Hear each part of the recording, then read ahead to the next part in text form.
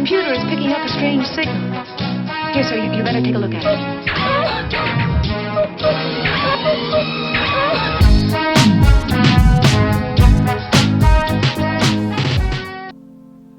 Hello, and welcome to episode 146 of Life Through a Prism with your host, Rob Tierney.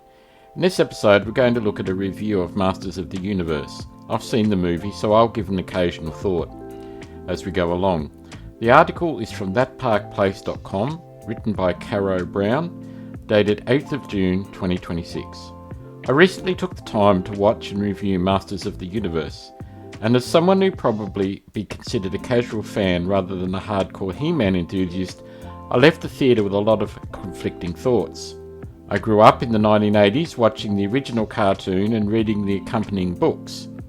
While I never owned the toys due to living overseas with my father during his military service, I was familiar with the characters and the world.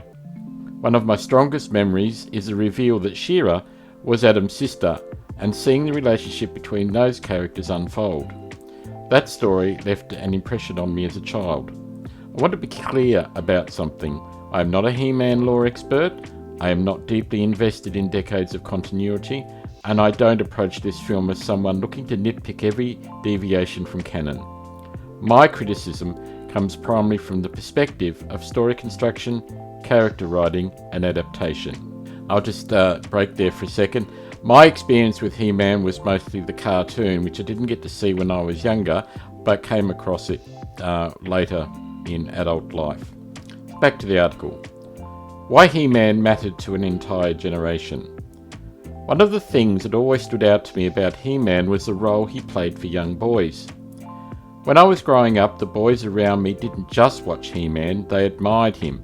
He was a kind of hero they wanted to become, much like Batman or Superman.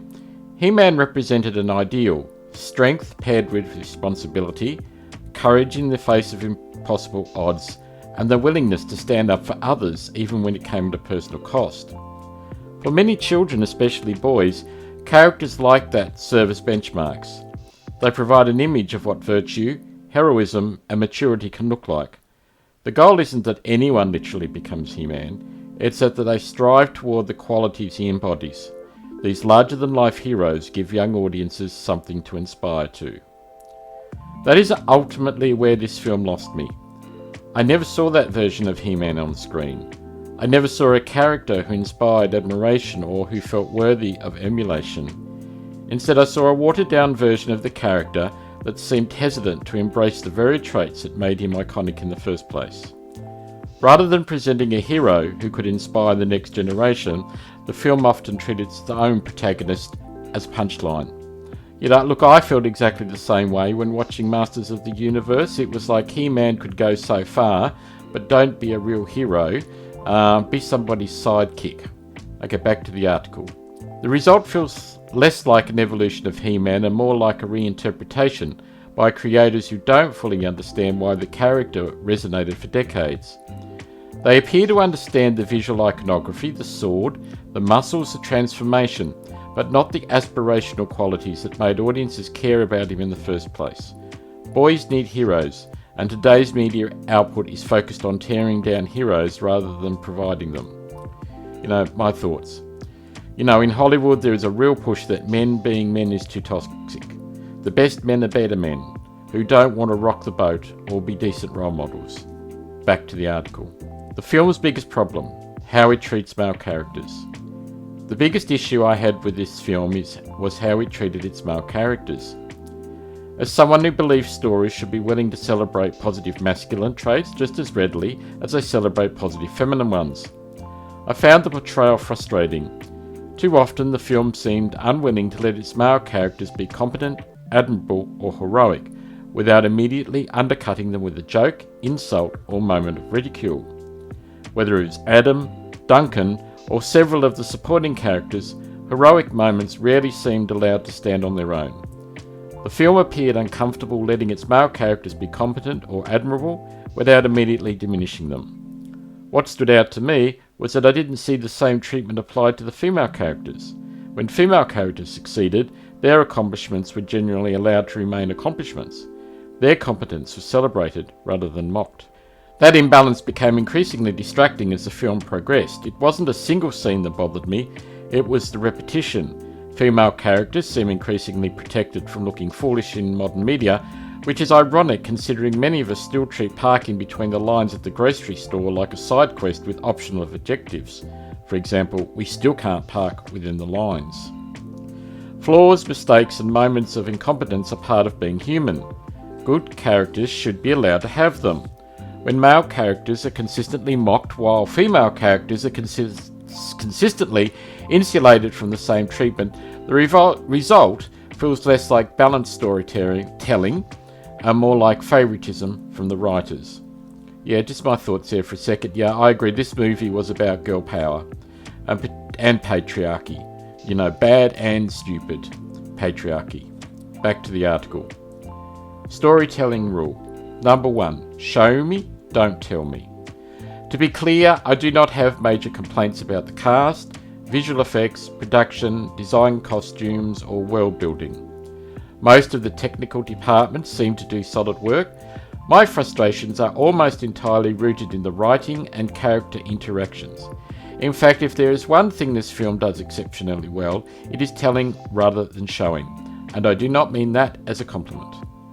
The audience is repeatedly informed that Adam is talented, capable, intelligent, and uniquely qualified in various ways, but the film rarely demonstrates any of these qualities through his actions.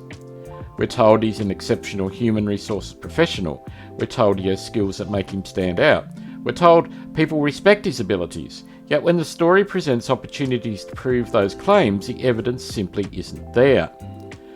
One scene in particular involves Adam attempting to mediate a conflict, delivering a line about there being a lot of truth saying but not enough truth listening. The film seems to present this as wisdom, but anyone who has spent meaningful time dealing with workplace disputes, management or human resources knows it comes across more like a corporate slogan than genuine conflict resolution. That pattern repeats throughout the film. Whenever Adam is given the opportunity to showcase the qualities the audience has been told he possesses, the scene either turns into a joke or ends with him failing in some fashion. This is one of the oldest principles of storytelling. If you want me to believe a character is exceptional, then show me. Why Adam never feels like the main character. Another issue is that Adam often feels secondary within his own story. Teela serves as the primary driver of the plot for much of the film. In fact, if you remove her interventions, much of the narrative simply stops functioning. She moves the story forward, solves major problems, and provides momentum when other characters stall. There's nothing inherently wrong with a strong supporting character, but when the title character consistently loses agency, it becomes difficult to view him as a true protagonist. By the end of the film, Adam feels less like the hero of Masters of the Universe and more like the target of an ongoing joke. Is Masters of the Universe a good adaptation? I also found many of the adaptation choices questionable. Some changes to characters, relationships and identities appeared less concerned with serving the story and more concerned with modern industry trends. Adaptations naturally require changes, but those changes should strengthen the narrative rather than distract from it. Ultimately, my disappointment comes from feeling that the film misunderstands what made Masters of the Universe appealing in the first place. The original story celebrated heroism, courage, responsibility, and larger-than-life adventure. This adaptation often seems more interested in deconstructing those ideas than embracing them. Is Masters of the Universe appropriate for children? Perhaps my final criticism is that I cannot comfortably recommend this movie to children. The original He-Man series was created with younger audiences in mind. This film, however, contains a surprising amount of sexual innuendo and adult humour. Everyone always talking about Adam's muscles got awkward after a while. References and jokes involving topics that would have been completely absent from the original cartoon appear throughout the movie. Whether those moments are considered funny is subjective, but they certainly move the film away from the family-friendly spirit many people associate with the franchise. I'll just stop there for a second. I just want to talk about Jared Leto for a second as Skeletor. Oh my, he was awful as Skeletor. It takes him 3/4 of the movie just to warm up for him to even be close to Skeletor saying "you sniffling boob" or for something like that. You know, for me that's what made Skeletor as an evil villain, his quips and quick-witted remarks. Villains don't treat their underlings like best friends. Not that he did this in the movie, but it was like better not to be evil or I'll be sent to human resources for sensitivity training. Back to the article. Final verdict. Masters of the Universe score. If you enjoyed the film, that's perfectly fine. Entertainment is subjective, and I have no issue with people finding value in it where I did not. For me, however, the combination of weak character agency, uneven pacing, repetitive humour, unearned character moments, and a persistent tendency to diminish its male heroes made the experience frustrating from beginning to end. I would not recommend it, and I have no interest in watching it again. Her final score was 1 out of 10. So my final thoughts. The scenery and special effects I enjoyed. Cringer, hardly. Cringer the Battle Cat, hardly cringed at all. It doesn't leave a rewatchable feel about it. I give it a 3.5, 5 out of 10. I won't be watching it again. There you go. Masters of the Universe. Promised a lot, but it did not scream, I have the power. Till next time, take care, and bye for now.